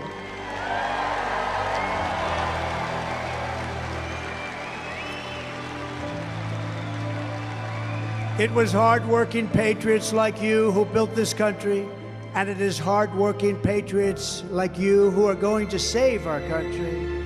We will fight for America like no one has ever fought before. 2024 is our final battle. With you at my side, we will demolish the deep state. We will expel the warmongers from our government. We will drive out the globalists. We will cast out the communists, Marxists, and fascists. And we will throw off the sick political class that hates our country. We will rout the fake news media. We will drain the swamp. We will liberate our country from these tyrants and villains. Once and for all, we will be liberated. We will be free. Like those patriots before us, we will not bend. We will not break. We will not yield. We will never give in. We will never give up. We will never, ever back down. With your support, we will go on to victory, the likes of which no one has ever seen before. We will evict crooked Joe Biden from the White House, and we will take back our country on November 5th, 2024.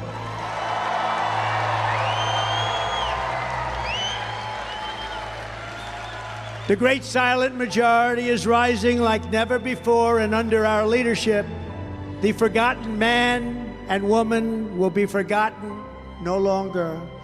We are one movement, one people, one family, and one glorious nation under God.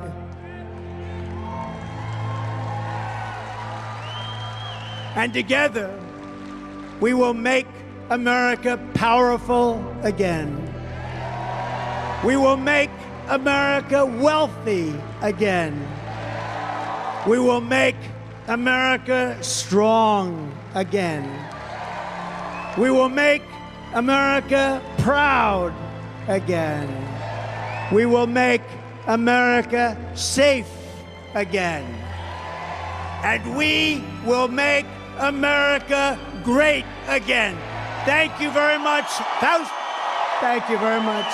South Carolina. Thank you. God bless you all. God bless you. Get out and vote. Get out and vote. Thank you.